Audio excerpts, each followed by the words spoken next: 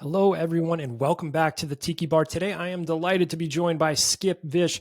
He is a vice president of sales at Upland Software. Skip, thank you so much for doing this. I'm excited to talk to you today. Hey, good morning, Kevin. How are you? Happy Friday. Yeah, happy Friday. I am good. The question I always ask everyone when we first get started is what you wanted to be when you grew up, because it's never a VP of sales, but there's always a nugget in there. So, what did you want to be when you were a little Skip? Gosh, you're going to crack up at my answer, but I wanted to be a politician and a garbage man. So you can enjoin those any way you want. Some will say they're synonymous, but I wanted to be a politician because I always liked people. And I wanted to see how I could help. But I wanted to be a garbage man because the guy that was the trash collector on our street was always super nice. And then when we came down the street, he spoke to me a couple times. He let me pull the handles to crunch the garbage, and it was just kind of one of those, wow, this is really cool. And my parents used to laugh when I said I wanted to be that when I grew up. I kind of love that. If our politicians were garbage men, you'd think they might be a little more in touch with what's going on. Able to crunch up that trash along the way, right? There's your Doge idea.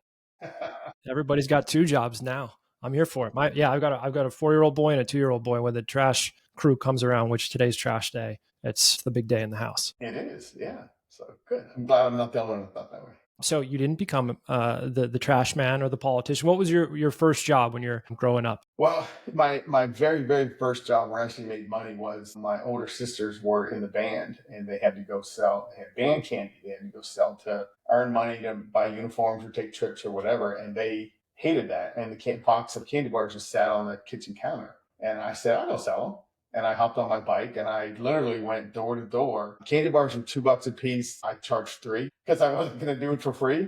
So I charged three and I did two for five, which, the people I was knocking on the doors thought that was a great deal. Usually I was back in 30 minutes with the empty box and all the money. And when they saw me skimming my piece off the top, they were like, "Whoa, wait a minute!" I was like, "No, it's $2 a bar. My time is $1 a bar." And I'd tell them go get another box. And they would sell 2, 3, 4 boxes. Or I guess I would sell 2, 3, 4 boxes. That was actually my very first job was selling. Who knew? Full circle moment. I love that. So it was right away. Now, did you have any apprehension walking up to these people's doorsteps, ringing the bell, and saying, "I got these candy bars"? I remember when I was like the sports teams I played for growing up, you always had to try to sell stuff to fund the team, and I remember feeling apprehension about that. But there were kids who were like, "Just no problem, just go do it." Which were Yeah, you? it didn't bother me. I would just say who I was, and it was a pretty small town. So I think most people knew my family anyway, so it wasn't like huge risk for me knocking on doors.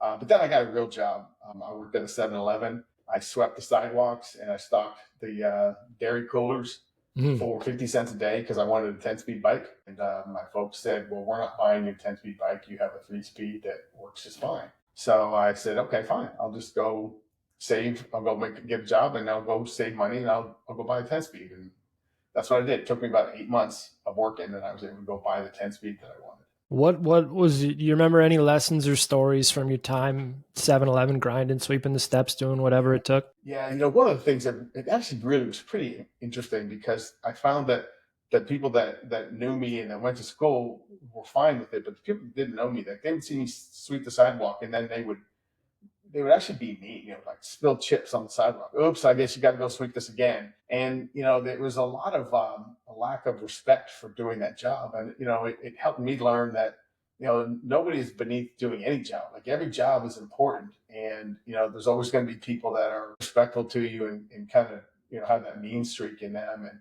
it allowed me to kind of learn to deal with that early on in my life. Is you just have to figure out how to roll with the punches and I, both my wife and I were in we both waited tables. So that's another great way to learn how to deal with all kinds of people and become a really good actor and not show your hand.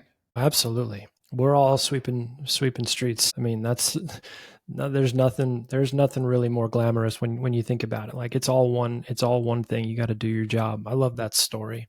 Well, I don't love that they did that to you, but love that you Yeah. persevered. I want to talk about your time is it pronounced Chinook? Am I saying that correctly? Like SH, but it's CH. But it's an Indian name, meaning it means big wind is where that comes from. Okay. So you were a Chinook pilot, an operations officer in the 101st Airborne. So can how did you get into that? And then I would love to just hear about, the start of that experience. Yeah, as I was in college, I was on a full scholarship for ROTC and realized that this was a great opportunity to make a living and to protect our country. I'm pretty patriotic. I love the USA. Don't really care what somebody's political affiliations are. We're all Americans. We're all here to help each other. So as I got further and further into ROTC, I realized that aviation was an opportunity. And the more I learned about it, the more excited I was. So my junior year of college, I took my flight aptitude test and passed, and then the flight physical. But in order for me to get into aviation, I had to get through infantry officer basic, and that was pretty rough.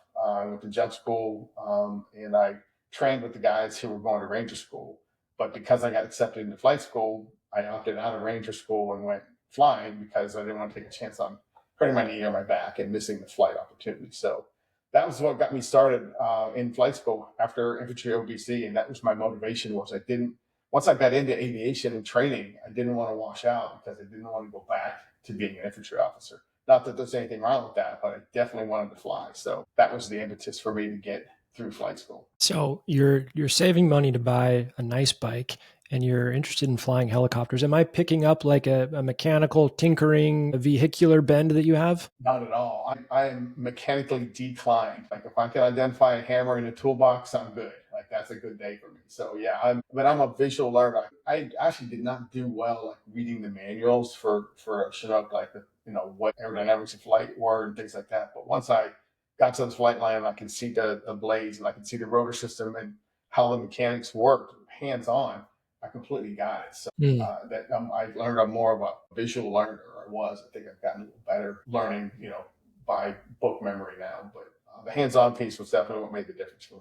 Okay, so you're going through rigorous training. You're going through rigorous learning to obtain the skill. You get it. You become a pilot. What is the actual day-to-day job description like? Do you like it? Does it fit for you? Yeah.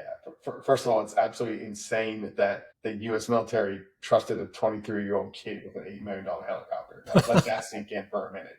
But I also was a platoon leader when I first got to Fort Campbell. And so I had, a platoon of soldiers, and I had 8 helicopters and several warrant officers that were part of my chain of command. And we flew a lot. At the 101st, the mission was pretty intense, and everybody flew. Commanding general at the time had a policy. He wanted all of the commissioned officers to be pilots in command. That meant more time flying and less time behind a desk. And so I was fortunate to get a ton of flight time so that I could become a pilot in command for day, night, and night vision goggles. So we flew a lot. And, towards the end of my time at Fort Campbell, I became that flight operations officer managing the flying hour program so that everybody got that flight time. It was evenly distributed. Everybody hit their minimums and then some. And we had training programs to get both commissioned officers and warrant officers signed off as instructors. Wow. Okay. So you're leading people flying choppers at a really young age, and that's intense, high pressure work. I mean, those stories always come with long hours and not a lot of sleep and such. What did that teach you that maybe we'll get into your sales leadership career, but I'm just curious of how you got molded as a leader in that time? Well, I think one of the first things was I learned that you don't ask somebody to do something you're not willing to do yourself. And the people that were on my team, we had gone on a deployment. We came back. The helicopters were a mess. The weapons all needed to be cleaned. And everybody cleaned their weapons and turned them in. And a bunch of folks that were my peers were headed home. They were going to go get, whatever, dinner with the families. And I made a call to my wife and said, "Hey, I'm going down the flight line. I won't be home for dinner," because she knew I was back on deployment. And I went down the flight line, unzipped my flight suit, tied it around my waist, and grabbed a broom, started sweeping out the helicopters. And it really caused the non-commissioned officers, the NCOs, and the enlisted soldiers to pause for a second. They said, "What are you doing?" And I said, "These helicopters need to be clean." And my hands fit a broom handle just like anybody else's. Go back to the 7-Eleven days of doing whatever it takes to get the job done. And I said, "Hey, I've already ordered a bunch of pizzas. We'll take a break when they get here. But, we have to be mission ready to deploy at sunup tomorrow morning. And I'm not going home until you guys are done and I'm done and the helicopters are ready for the next mission should it come down." So, I think I didn't do that to impress them. I did that because it was the right thing to do. And that's kind of how I've always led my life, is you do the hard right versus the easy wrong. I love that story. So you're at this, cool job in the military where I mean, I think it's cool that you're flying helicopters. I'm sure there's obviously a lot of it that's more intense than cool, and rigorous. But then you went from flying helicopters to marketing at Texas Instruments. So I'm curious, what made you make that leap, and what was kind of the hardest part about the transition? Yeah, it was an inflection point for me. It was either all in for a career or look to make the transition into the civilian sector, because it was about 7 8 year period in time. You get it towards 10 years of active duty service, you're kind of there, like you're all in till you hit 20 to get your retirement. And quite honestly, it was a very personal decision. It was a decision because I wanted some stability to start a family. I didn't want my wife to have to keep changing jobs every 2 years. So it was more about us and not about me in terms of how we wanted to go put our life together. And so that was a huge part of making my decision easy to say, I've done my part, I'm ready to get out. Hmm. So then you get in, right? The decision is to get out, but then you have to figure out what to get into.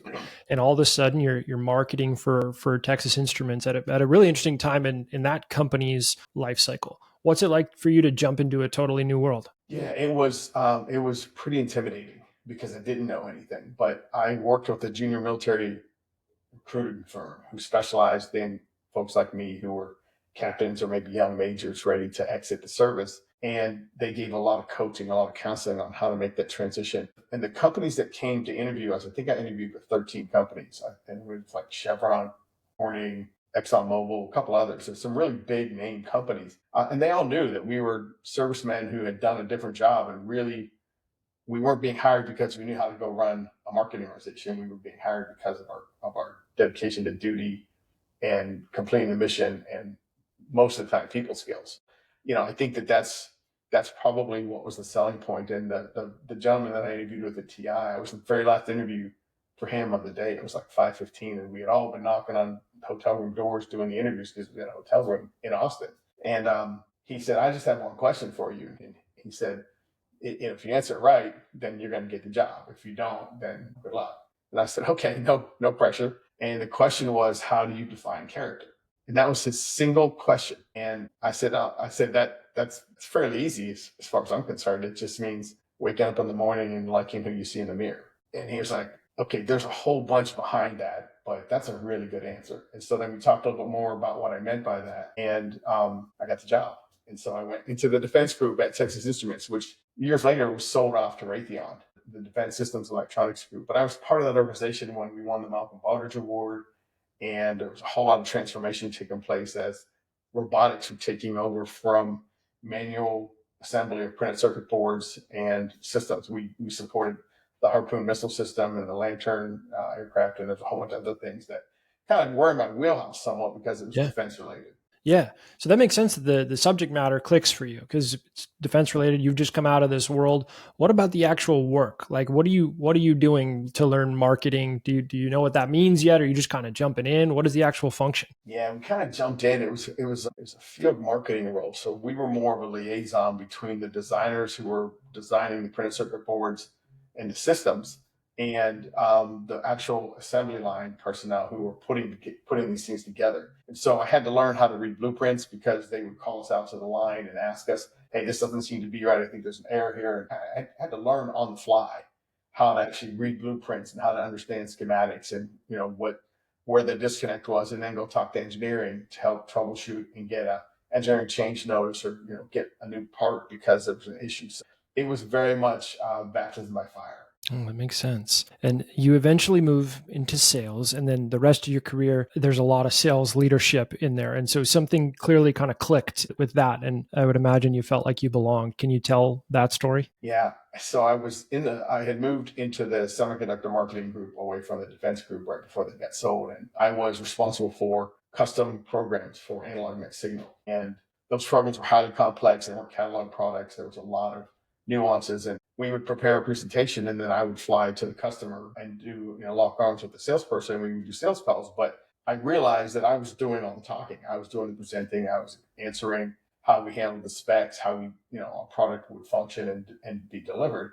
And one of the first deals we won, it was a very significant deal. And I happened to ask the salesperson, "Hey, so now what happens? Like, do you get paid right away, or how does your pay work?" And he explained to me what a commission was and how that worked. And I said, so just between us, like, what did this deal just get you? And he told me, and my eyes popped out of my head. I'm like, are you serious? And I realized that I was doing all the work and all the selling. He was picking up the check because I wasn't getting a commission. So I thought, I think I want to try this. I think I want to try the sales thing. And I ended up moving from hardware sales into software sales, where I joined Mentor Graphics, which was a design automation software company, which is a whole nother story. I couldn't even spell EDA, which is electronic design automation, when I moved over to Mentor Graphics. I had no idea what design automation software was all about. And I had to snap my brain, 90 degrees to go learn something else. And it was fun, and it was energizing, and it was sales leadership with a team that was really good at their job. And I was able to learn on the fly. So my master's degree is a Master of Science in Engineering Technology, but that's not the same as a double E master's degree. But I knew enough that I could have first and maybe second level conversations with the engineers, and then I'd wave the white flag. I would tell them, look, I'm not, this is the extent of my knowledge. But it was the hunt. It was the actual idea of solving a problem that helped a customer solve their customer's problems. And that's the fun part. That's the juice that gets you going every day. Absolutely. Seems like a pretty natural evolution from that marketing role, and you're knowledgeable about the products.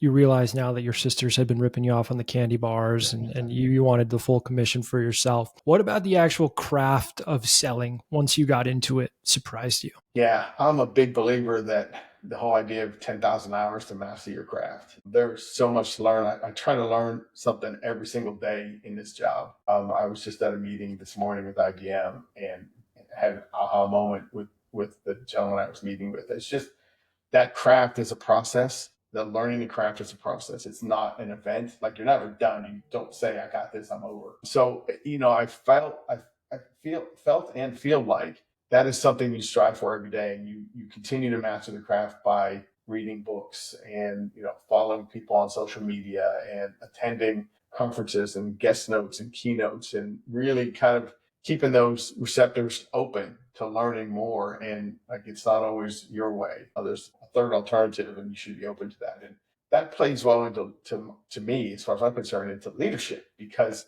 when you have a team, you can lead with positional authority, or you can lead with earning respect. So I was all about earning the respect, even back to my military days. These non-commissioned officers that had 20, 25 years of time, just because I outranked them didn't mean that I knew more than them, or I was any better than them. And I always made it clear that whether you were a non-commissioned officer or somebody who was on my team at Mentor Graphics, if you disagreed with me, I wanted to hear about it. Like, let's get in a room and talk about it. Sometimes I may say, I'm sorry, I can't change that. We gotta go forward. They bring shoulder to shoulder. But hey, I don't want to be the smartest person in the room. That's a scary thing. If I'm the smartest person in the room, then I think there's something wrong. So there's tons of brain power to be harnessed by your teams. And it's pitiful and sad if you're not taking advantage of that. Absolutely. You've also led sales teams across a wide range of industries. I remember when I was looking at your profile, it was interesting because I was like, oh, he could have stayed in this. He could have stayed in defense, all the way into enterprise SaaS. And so I'm curious, you mentioned, focus on learning. You've developed a muscle of adaptation. What's been the key to doing that across industry? Well, I think after having been at Mentor for 22 years, I felt a little bit stagnant in the design automation space. I kind of knew the sales process, a good grasp of the customers. I ran the aerospace and defense sector for Mentor at the time.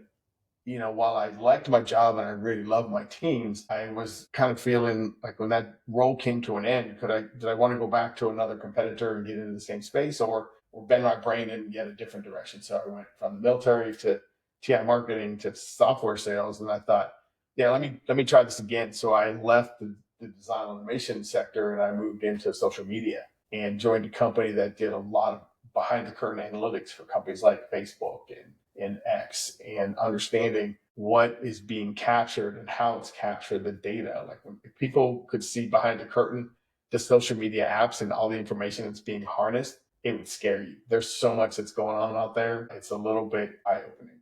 But I wanted to take that chance. I wanted to bend my brain again so that I had that energy and that enthusiasm to hit the ground running every single day.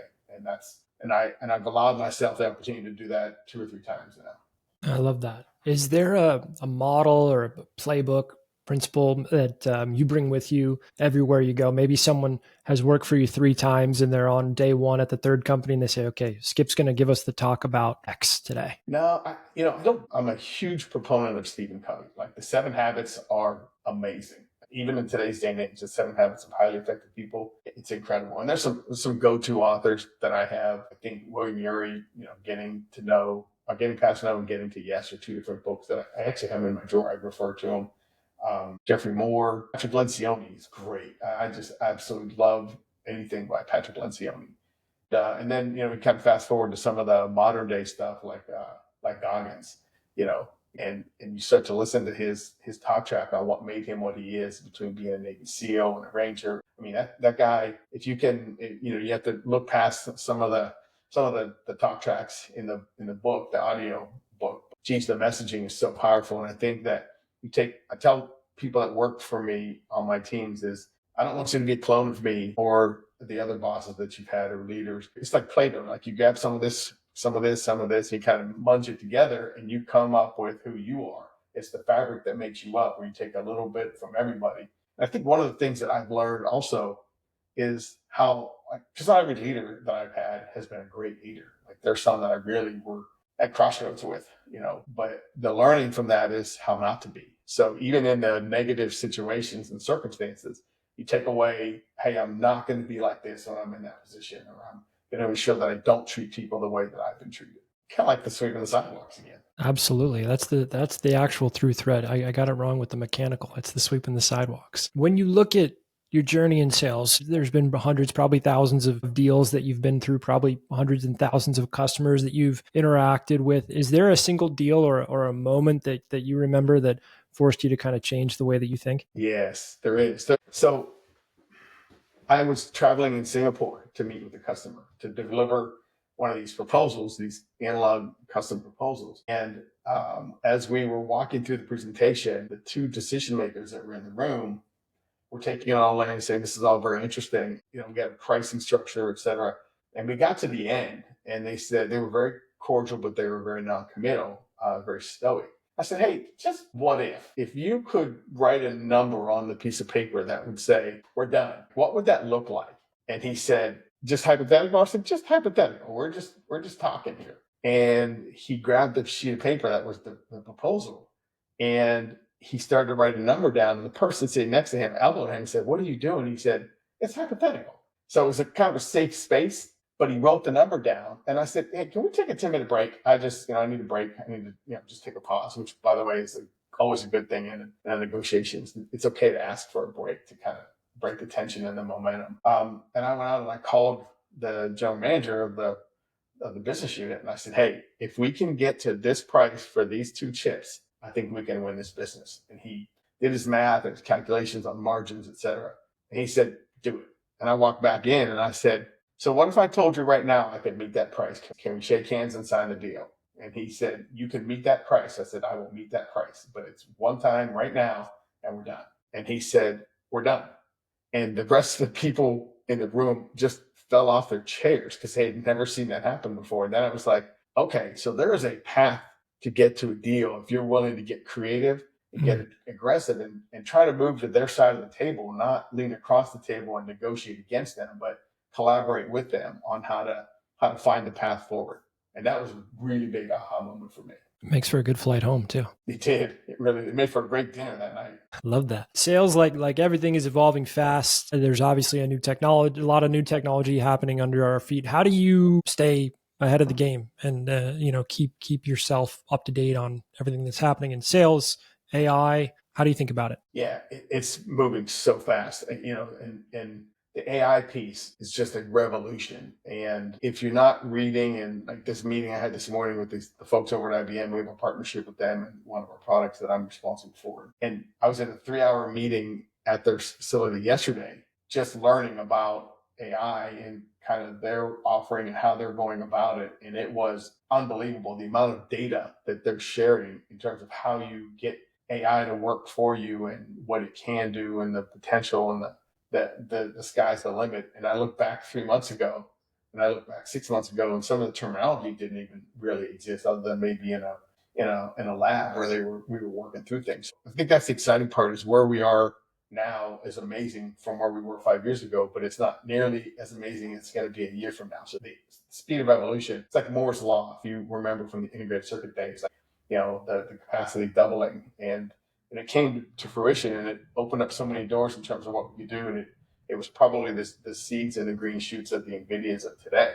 And so I find that if I'm not reading something either on LinkedIn or looking at what's some of the latest books coming out by these highly successful tech companies, then I think I'm missing an opportunity to really stay at least even with the game. I don't know that you can. If you say you're ahead of the game, it's probably very short lived because the game's changing so fast.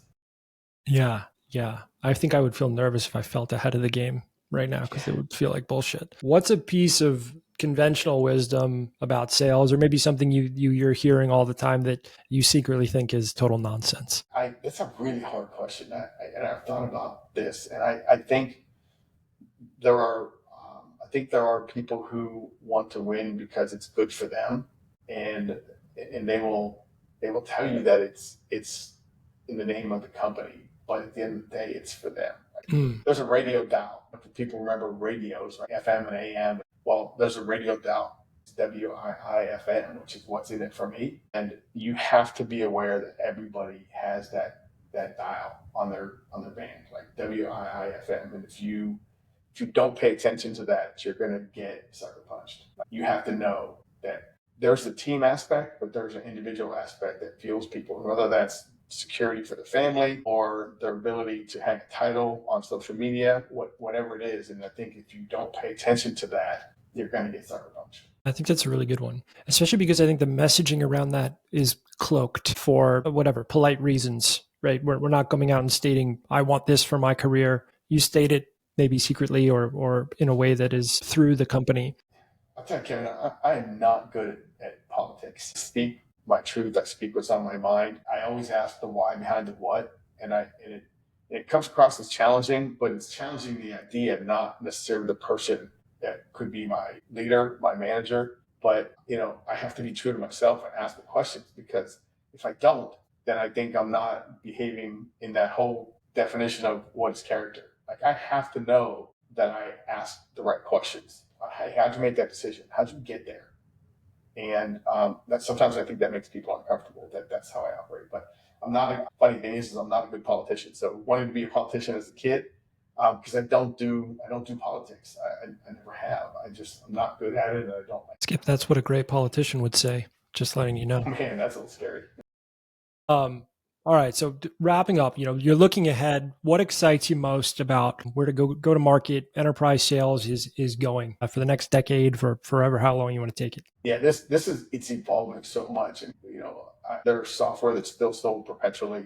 It's sold in a subscription-based model, and now we're on the cloud. And I think as AI takes a bigger and bigger piece of that to provide the redundant and monotonous work load off of people's plates, it's going to allow them to go do things that they didn't imagine they could do. I can't wait to see what that is. I think if people are fearful of where we're going with AI, they should just take a moment, hit the pause button, and go do some research and some studying to see, look back to when robotics was invented and created to help with the automotive industry and assembly lines and things, where people were actually able to sit back and think about, is there a better way to make the robots do the work?